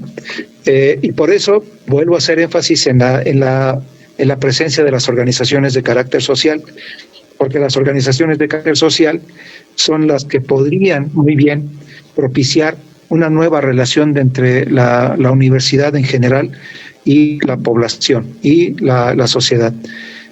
Mientras esto no ocurra, yo creo que va a haber severas dificultades. Por supuesto, este es un tiempo de éxito económico, o sea, lo que se pueda decir de respecto a los problemas económicos que todavía tiene el país,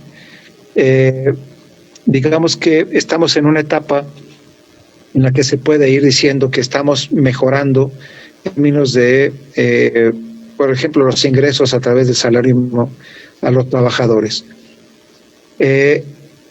Y el éxito económico les ha beneficiado mucho a los empresarios, ¿no?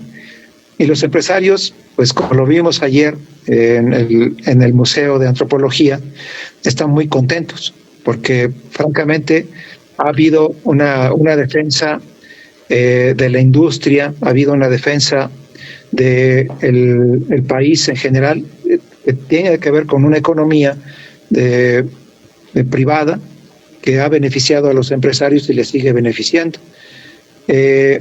Y bueno, yo digo, los empresarios siempre serán empresarios, ¿no? Y difícilmente ellos verán que haya un modelo económico distinto que con franqueza vaya y beneficie al conjunto de la población. Eso, por lo menos en la historia de México, yo no lo he conocido, y en esta época en la que tenemos a empresarios que son súper ricos y luego unas castas de empresarios que también están ganando mucho dinero, no veo que esos empresarios tengan una preocupación, una franca preocupación por las condiciones de vida de la mayor parte de los trabajadores, de la mayor parte del pueblo. No lo veo. Entonces, por supuesto que están ganando, les está yendo bien, por eso están elevando los salarios también. Ellos saben que una población que tiene para gastar, pues les beneficia.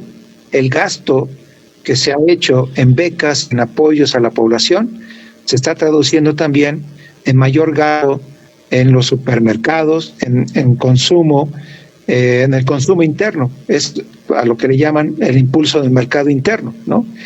Y entonces los empresarios se benefician mucho de eso. El país no se va a aislar. El país está, digamos que en esta relación internacional de la nueva geopolítica, está bien posicionado, y esa buena posición beneficia muchísimo, especialmente a los grandes empresarios o a las grandes empresas, y beneficia también a los grandes capitales. Entonces, eso para ellos está bien. Si eso se va a traducir después en beneficios para la población, yo no lo veo, ¿no?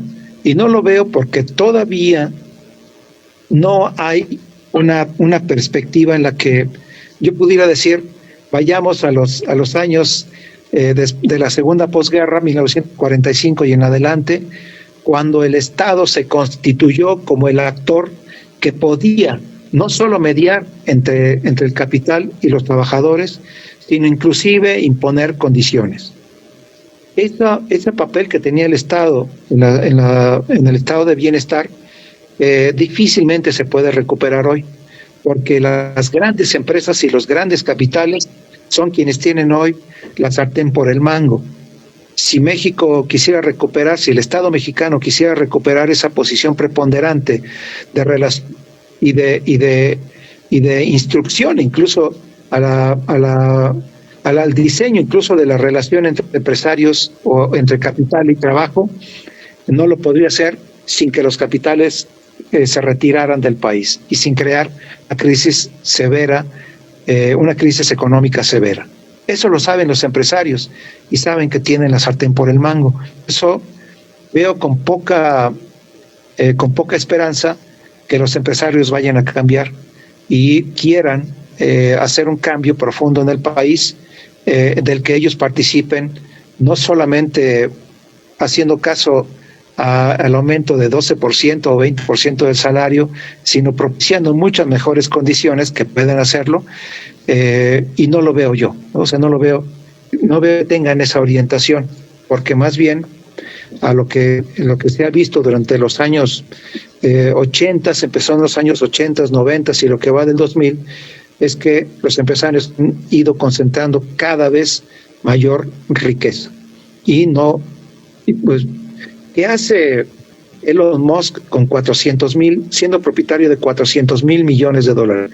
¿Qué hace él?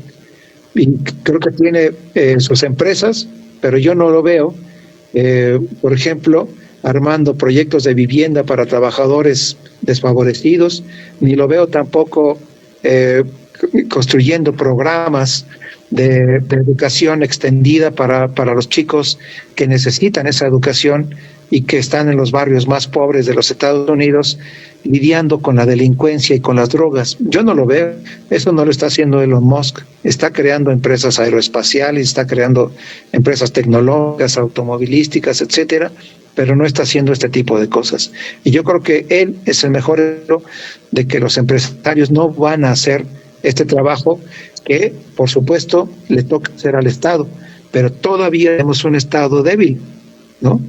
En este momento necesitaríamos hacer que el Estado sea mucho más poderoso para poder imponer a las condiciones que hoy imponen los grandes capitales y las grandes empresas.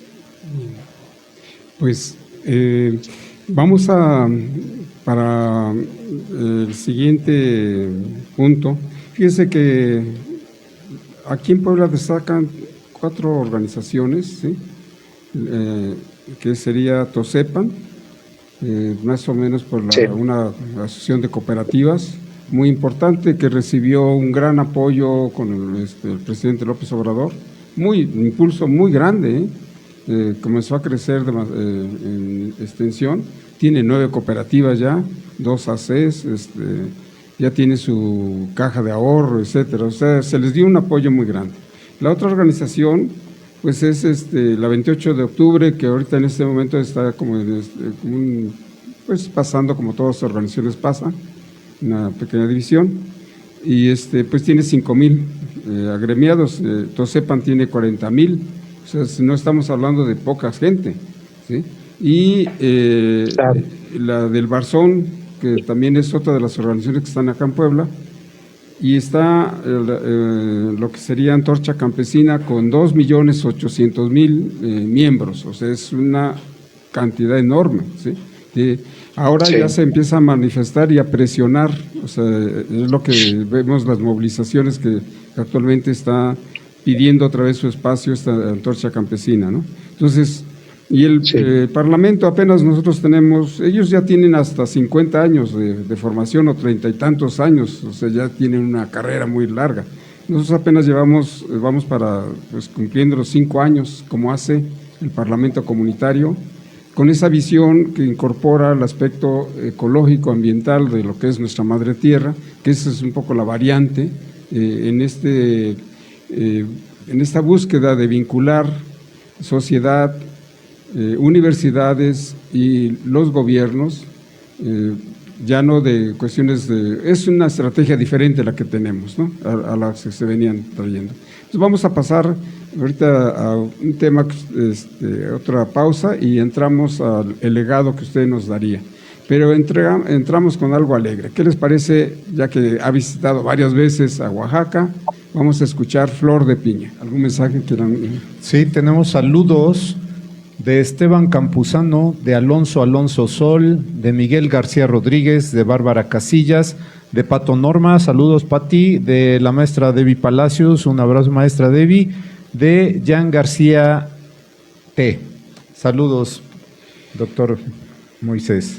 Pues entramos, muchas gracias, doctor, muchas gracias, a la fase importante, que es el legado.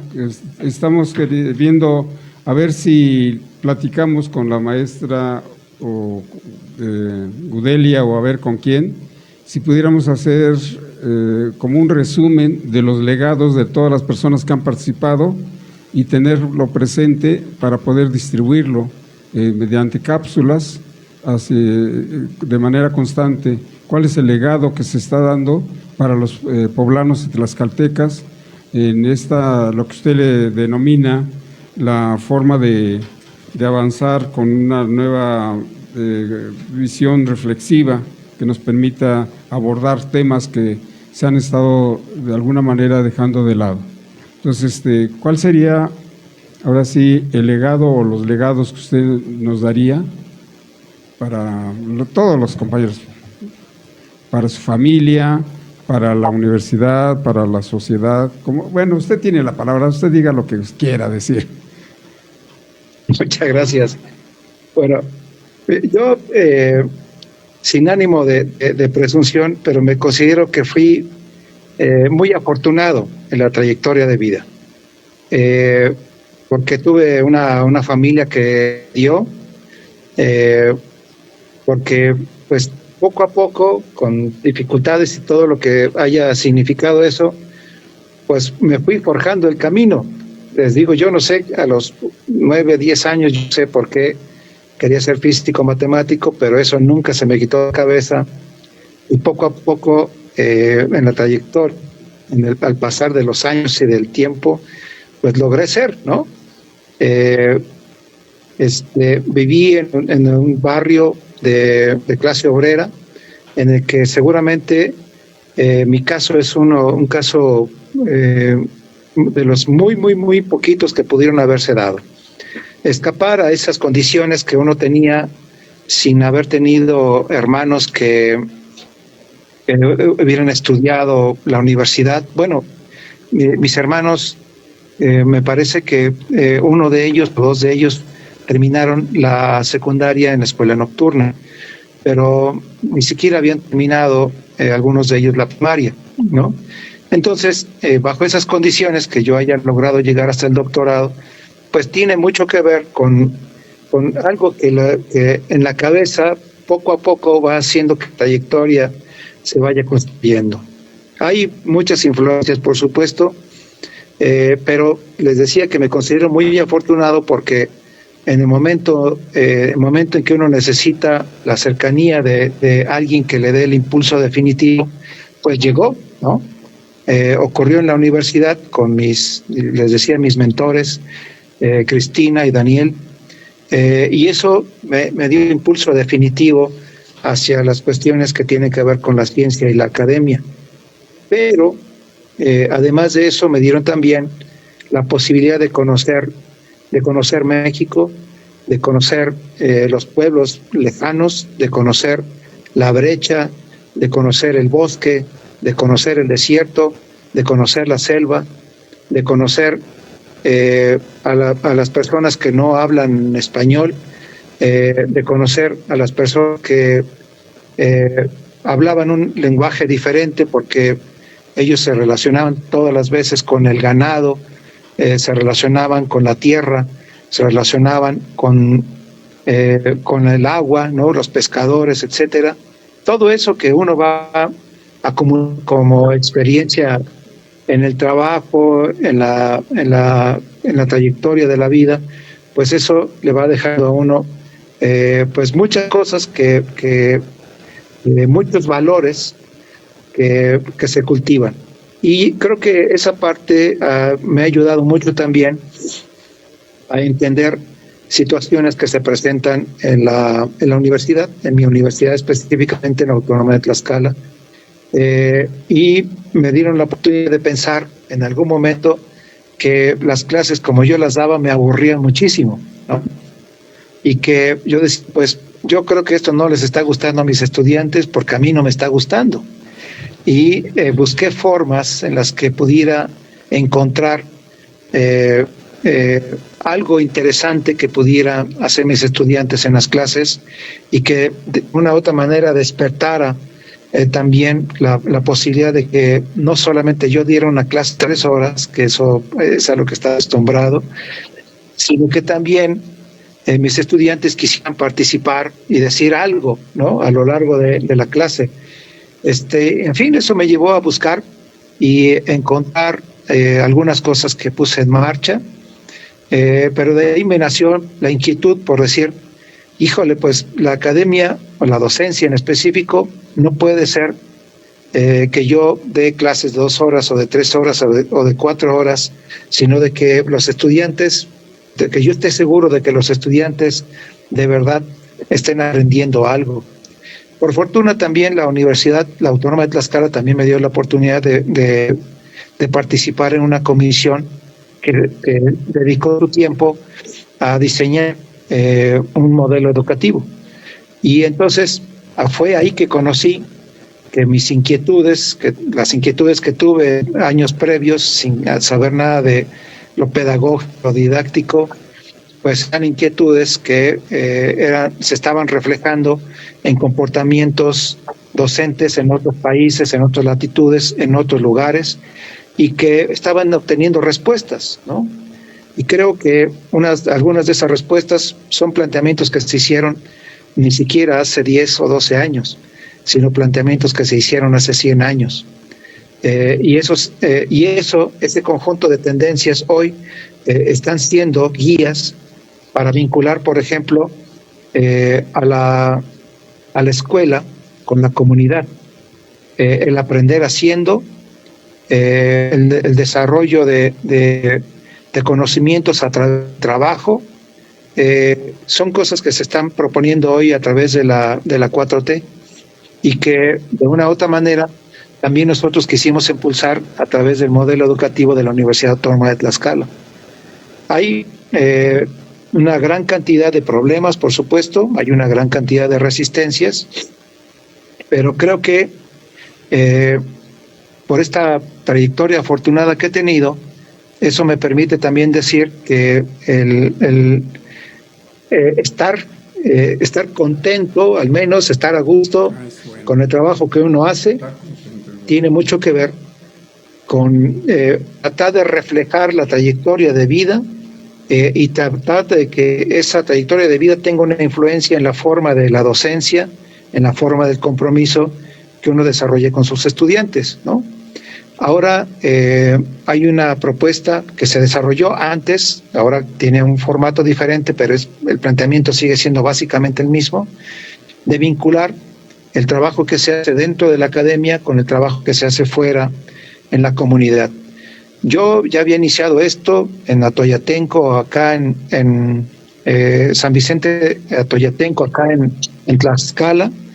He desarrollado también algunos de estos elementos en el Rosario, también en Tlaxcala, en el municipio de Tlaxco. Y actualmente estoy con mis estudiantes trabajando en el municipio de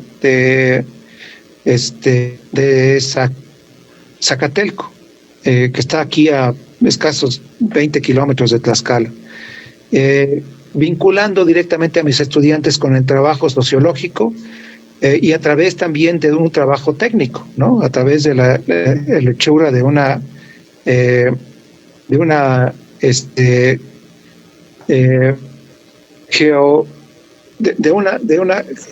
hacer un estudio de la geografía de un lugar, también hacer el estudio de la sociedad, de lo que está ocurriendo en esa sociedad. Nos enfocamos específicamente en la cuestión del agua y hemos estado trabajando ahorita en Zacatelco con los estudiantes haciendo esta vinculación, aprendiendo sociología y viendo cómo es que los conceptos de la sociología se pueden volcar en la práctica, en el trabajo con la comunidad. Y creo que, bueno, les digo, tiene sus dificultades, hay que hacer mucho esfuerzo en razón de cuántas veces tiene uno que estar insistiendo sobre el funcionariado para que le permitan a uno hacer cosas. También es difícil a veces la colaboración de los colegas para que cedan su tiempo y los estudiantes puedan ir en horas de clase, en horas de sus clases, a las actividades en el municipio. Son algunas dificultades, pero también evidentemente hay trabajos que son apoyados decididamente por otros profesores que también están comprometidos en este mismo trabajo, y bueno, ahí encuentra uno los apoyos, ¿no? Se encuentra uno dificultades, pero también se encuentra uno muy importantes, y esto colabora en formación de los estudiantes. Y creo pues entonces que uno puede hacer su trabajo con esa carga de la vida que uno ha tenido y viendo en perspectiva qué es lo que quisiera de los estudiantes con los que uno está trabajando y qué es lo que quisiera uno que aprendieran. A mí me gustaría muchísimo que mis estudiantes conocieran todo el país como yo lo conocí, y que su inteligencia, que su fuerza los llevara a conocer no solamente fuera de su municipio, sino los llevara a conocer pues tantas otras cosas, tantos otros lugares, tantas otras personas, tantos otros pueblos, tantas otras comunidades como las que he conocido, y que eso fuera un aprendizaje que desarrollaron eso, ¿no? Sí. Que aprendieran a usar su fuerza, su energía, su inteligencia, su voluntad, su interés en conocer qué está ocurriendo en el país y verlo con sus propios ojos. Disfrutarlo, por supuesto, porque también se disfruta muchísimo cuando uno visita la frescura del bosque, el agua tibia de los ríos, el agua tibia del río, o el agua fría del río. Hay ríos un poquito más calientes, otros más friecitos. Hay un mar muy frío, hay un mar también más o menos tibio, que conocieran todo eso, y que conocieran la comida, que conocieran los olores, ¿no? de los lugares a los que uno va, que conocieran todo eso, y creo que con eso tendríamos una formación educativa que despertara la fuerza, la inquietud y la perspectiva de conocer mucho más de lo que conocen en su contexto cerrado. Y si logramos eso, si yo lograra eso, pues ese sería mi legado, ¿no? Sería mi legado para mis estudiantes. Es como la carta a Santos Reyes, doctor, está complicadísimo. Sí. Pues es el legado que nos está entregando el doctor, y bueno, yo insistiría que sería bueno platicar allá con los directivos de ustedes, a ver si es posible que pudiéramos hacer esa síntesis de legados y se pudiera convertir en un documento tanto para Puebla como para Tlaxcala, ¿sí? Porque sí han participado personas que creo que bien conviene dar a conocer todo lo que ellos han manifestado, ¿no? Me parece que los de Santa Rita Tlahuapa parece que no se comunicaron. ¿Qué sucedió? Jessie, no sé qué sucedió, no la escucho a Jessie, ni tampoco a Natalia, siempre está con nosotros. Algo le sucedió a Natalia y a Jessie, pero van a ver aquí si viene algunas. Bueno, pues ya está aquí Jessie Ramírez, de San Martín Texmelucan. Yo creo que le zumbaron los oídos, pero ya aquí está y mando saludos desde luego también. Qué bueno. Pues faltó ahí mi estimada y querida amiga Natalia y Pablo, los compañeros que estamos formando, hablando de lo que decía el doctor, la escuela de campo, que está pues muy llamativo el poder tener ese vínculo entre sociedad y comunidad. Pues doctor, nos vamos a despedir con una canción, ahora ¿qué le parece de Out? Que se llama Alevosía, pero no sin antes darle la palabra aquí a nuestro psicólogo, Ulises, que fíjese que se fue a APAN a tomar sus pulques y no nos invitó. Le invité al equipo de la Coyotea Radio. No, nada, muchísimas gracias por el diálogo, estimado doctor Moisés.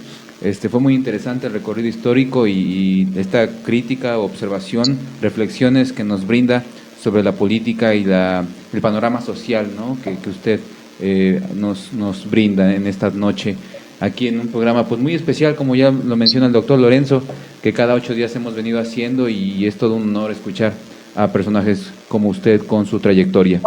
Dicho sea de paso, saludos igual de retache a Jessie Ramírez, que también le saludo a usted, doctor Lorenzo Pérez, y un servidor, y al doctor José Luis Romero.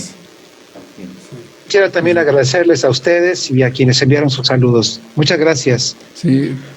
Gracias, doctor, y le agradecemos que nos haya compartido estos fragmentos de su vida y sobre todo de sus inquietudes, tanto académicas como de vida, porque nos indican la congruencia en su persona, y aunque para algunos pudiera parecer que son anhelos o sueños guajiros, usted está realizando algo fundamental que hacen los maestros, que es sacar a la luz que traen los alumnos, el conocimiento que ellos tienen, y eso solamente lo hace un maestro.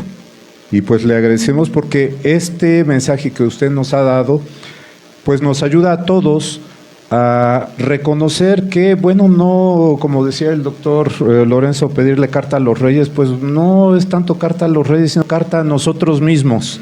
Así es.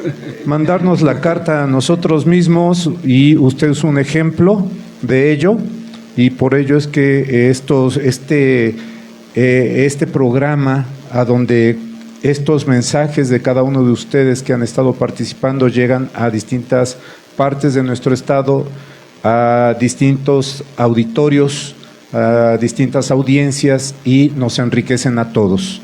Le agradecemos nuevamente, doctor Moisés, el que haya estado esta noche con nosotros. Sí, y doctor, muchas gracias. Cuando digo de la carta a los reyes, es que yo sí creo en los reyes. Y sí creo en los reyes, y creo que los reyes son las organizaciones, y el apoyo que se tiene en estos reyes es la Constitución. Entonces, si se hace cumplir la Constitución y las organizaciones, en razón de lo que es pues estas luchas que han costado sangre, ¿sí?, las hacen valer, entonces sí tendremos esta creencia en los reyes en ese sentido, ¿no? Pero yo creo que quedaron varios puntos así muy importantes que tratar. Por ejemplo, que usted explicara, bueno, ahorita ya lo vamos a dejar así, para otra ocasión, lo que sería su doctorado, doctor, en organizacional. Esto quizás algunos escuchen medicina, leyes, biología, pero doctorado en organizacional como que sería interesante saber qué es. Bueno, doctor, pues muchas gracias. Ya sabe que, bienvenido, ya sabe que usted es miembro del Parlamento Comunitario de los Derechos de la Naturaleza, que estamos construyendo algo diferente, con mucho esfuerzo.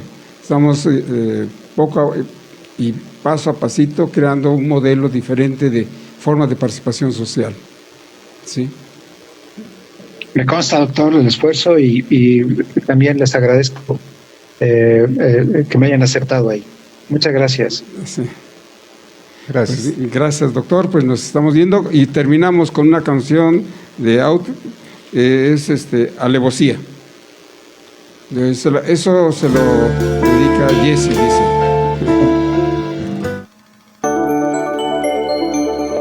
Red de Radios Comunitarias e Indígenas del Parlamento Comunitario de los Derechos de la Naturaleza.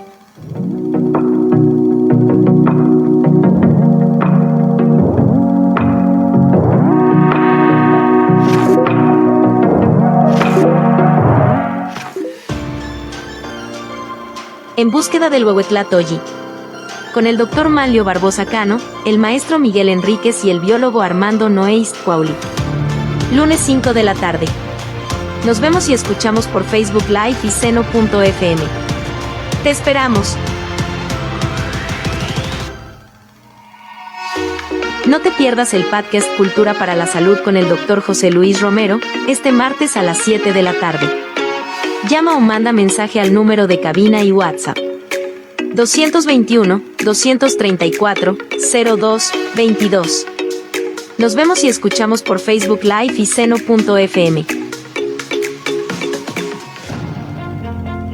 No te pierdas el podcast, El Nahual, con Ulises Aquiahuatl, este martes a las 9 de la noche. Llama o manda mensaje de WhatsApp al número de cabina 221-234-02-22. Nos vemos y escuchamos por Facebook Live y seno.fm. No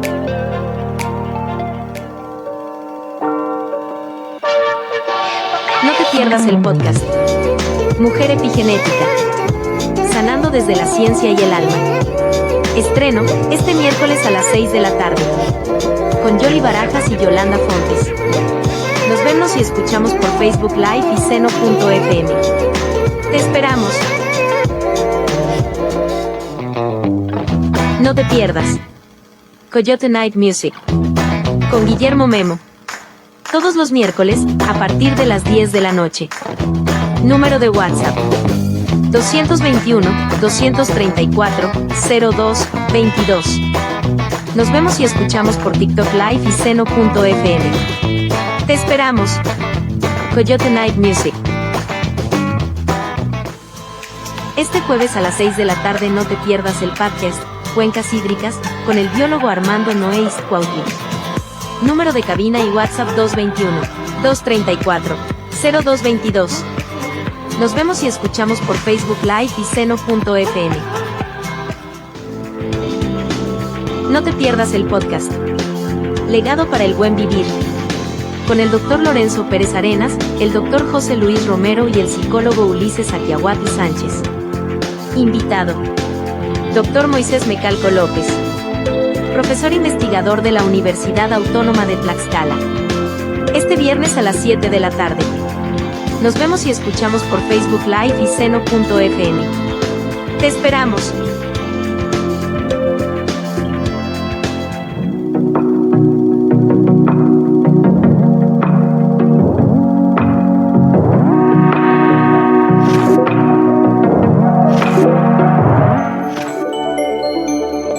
Red de Radios Comunitarias e Indígenas del Parlamento Comunitario de los Derechos de la Naturaleza. El podcast de la Coyotera. Atrapando la esencia de los pueblos. Síguenos en nuestras redes.